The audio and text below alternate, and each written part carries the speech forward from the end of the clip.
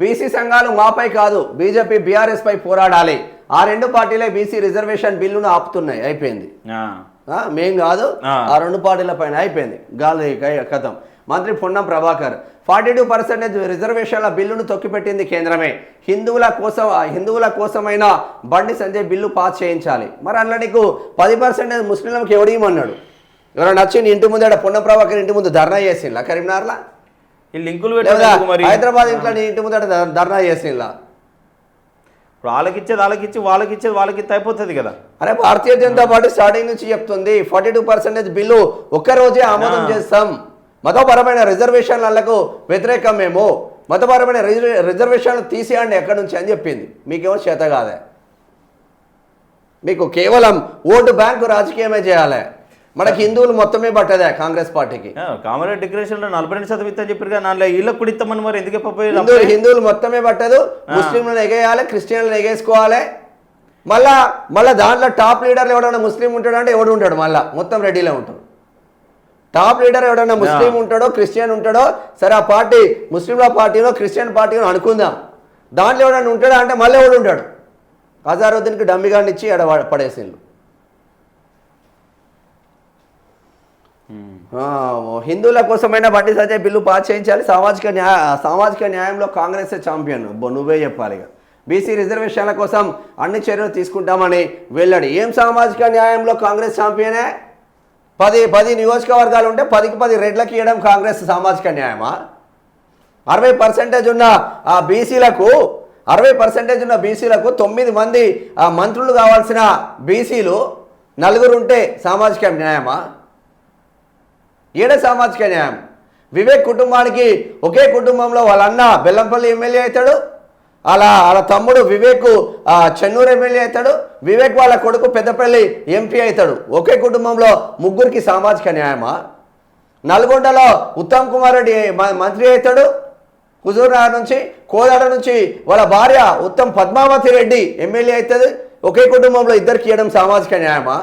కోమటిరెడ్డి వెంకటరెడ్డి ఉంటాడు, కోమటిరెడ్డి వెంకటరెడ్డి మంత్రి అవుతాడు, కోమటిరెడ్డి రాజగోపాల్ రెడ్డి బీజేపీ నుంచి ఒకరోజు ముందు వచ్చిన టికెట్ కన్ఫర్మ్ చేసుకొని మునుగోడులో పోటీ చేసి గెలుస్తాడు. ఈ కోమటిరెడ్డి బ్రదర్స్కి ఇవ్వడం సామాజిక న్యాయమా? జానారెడ్డి పెద్ద మనిషి ఉంటాడు, జానారెడ్డి కొడుకు ఒక ఆయన నాగార్జున సాగర్ ఎమ్మెల్యే అవుతాడు, జైవీర్ రెడ్డి రఘువీర్ రెడ్డి నల్గొండ ఎంపీ అవుతాడు. ఇదే సామాజిక న్యాయమా కాంగ్రెస్లో? ఒక కొడుకు ఎమ్మెల్యే గెలిచిన తర్వాత ఎంపీ పదవి ఓ బీసీకి ఇస్తే తప్పేంది? అక్కడ ఒక బీసీకి ఇస్తే తప్పేంది అంటున్నాం. ఇదే సామాజిక న్యాయమా? పున్నా కైలాష్ అటువంటి ఓ బీసీ బిడ్డ, నువ్వు కూడా బీసీవే కదా పున్న ప్రభాకర్ అన్న, పున్నా కైలాష్ అటువంటి బీసీ బిడ్డ, ఒక పద్మశాలి బిడ్డ, నల్గొండ జిల్లాలో ఎదగడానికి ట్రై చేస్తున్న బిడ్డ, ఉస్మానియా యూనివర్సిటీ బిడ్డ, ఒక డీసీసీ పదవి వస్తే ఈయన పదవే క్లోజ్ చేయాలని కోమటిరెడ్డి వెంకటరెడ్డి అధిష్టానానికి లెటర్లు వస్తే ఇదే సామాజిక న్యాయమా? ఏం సామాజిక న్యాయం? ఏడుంది సామాజిక న్యాయం? 27 మండలాలలో బీసీ అనేవాడు ప్రాతినిధ్యం కూడా వహించకూడదని రిజర్వేషన్లు ఇచ్చిన కాంగ్రెస్ పార్టీ ఇదే సామాజిక న్యాయమా? బాధ అనిపిస్తుంది సామాజిక న్యాయం అంటే. నీకొక్కడికి మంత్రి పదవి వస్తే మొత్తం గౌడ బిడ్డలకు అందరికి వచ్చినట్టేనా? ఇదే సామాజిక న్యాయమా? స్థానిక సంస్థల ఎన్నికల్లో బీసీలకు సీట్లు తగ్గాయని ఆయా సంఘాలు తమ ప్రభుత్వం మీద పోరాటం చేయడం సరికాదని మంత్రి పొన్నం ప్రభాకర్ అన్నారు. బీసీలకు 42% రిజర్వేషన్లు బిల్లు పాసు కాకుండా కేంద్రం వద్ద ఆపుతున్న బీజేపీ బీఆర్ఎస్ పైనే పోరాటం చేయాలని కోరారు. గురువారం గాంధీభవన్లో మంత్రి కొండ సురేఖతో కలిసి ఆయన మీడియా సమావేశంలో మాట్లాడారు. ఇక రాజ్యాంగం ప్రకారమే రిజర్వేషన్లను కేటాయించారని, బీసీలకు తక్కువ సీట్లు వచ్చాయని కొందరు తప్పుడు ప్రచారం చేస్తున్నారని అన్నారు. బీసీలకు 42% రిజర్వేషన్ల బిల్లు మీ కేంద్ర ప్రభుత్వం దగ్గర పెండింగ్లో ఉంది, దాన్ని మీరు పాస్ చేస్తే 100% హిందువులకు న్యాయం జరుగుతుంది అని కేంద్ర మంత్రి బండి సంజయ్కి సూచించారు. ఇక ఈడబ్ల్యూఎస్ బిల్లును ఆగమేఘాల మీద పార్లమెంటులో ప్రవేశపెట్టిన బీజేపీ ఇక బీసీ బిల్లును మాత్రం ఎందుకు అడ్డుకుంటుందో ఆ పార్టీ నేతలు చెప్పాలని డిమాండ్ చేశారు. పార్టీ నేతలు చెప్తున్నారు కదా, బండి సంజయ్ చెప్పిండు, రఘునందన్ రావు చెప్పిండు, ఈటెల రాజేందర్ చెప్పిండు, బీజేపీ రాష్ట్ర అధ్యక్షుడు రామచంద్రరావు చెప్పిండు. 42% రిజర్వేషన్లు ఇవ్వడానికి భారతీయ జనతా పార్టీ ఎక్కడ వెనుకడుగు వేయట్లేదు. 42%లో బిఫోర్ 27% ఉండే బీసీలకు. 27%, 27%.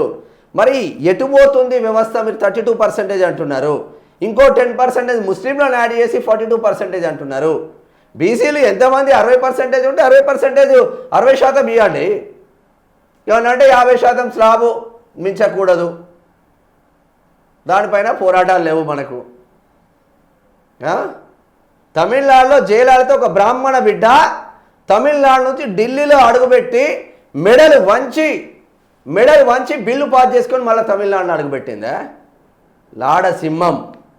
మీరు గాజులు వేసుకొని ఉంటున్నారా? మీరు ఆడ సింహంలోనే వచ్చి ఒక బ్రాహ్మణ బిడ్డ బీసీల కోసం చేస్తే ఇప్పుడు ఇప్పుడు ఆడ ఉన్న స్టాలిన్ కూడా ఒక మంగళి సామాజిక వర్గానికి చెందిన స్టాలిన్, తమిళనాడు సీఎం. అది కదా వ్యవస్థ. మనకేమో చిత్తశుద్ధి లేకపోయా. ఇప్పుడు ధర్నా నిర్వహించిల్లు పోయి జంతర్ మంతర్ దగ్గర. మీకు 100 మంది ఎంపీలు ఉన్నారు కదా, 100 మంది ఎంపీలలో పార్లమెంట్లో ఎందుకో లొల్లి పెట్టకపోతుంది? తెలంగాణకు బీసీ బిల్లు రావాలని ఆ చిత్తశుద్ధి ఏడుండదు. ఎక్కడ టైంపాస్ చేయాలి, ఏ విధంగా వేయాలి. ఈ ఎన్నికలు అయితే అని కూడా నాకు కూడా డౌటే. ఈ ఎన్నికలు కొసెళ్తాయని కూడా డౌటే. ఒక్కడన్నా మాట్లాడుతున్నాడు ఇప్పుడుగా? ఒక్కడన్నా. మరి 2 కోట్ల మంది బీసీలు ఉంటే ఒక్కడు రోడ్డు మీదకి వస్తలేడేందే? అడపదప్ప నల్గొండలో తిరుగుతున్నారు మంచిగా బీసీ. గవ్వే 5 కూడా బయటకు వస్తారు.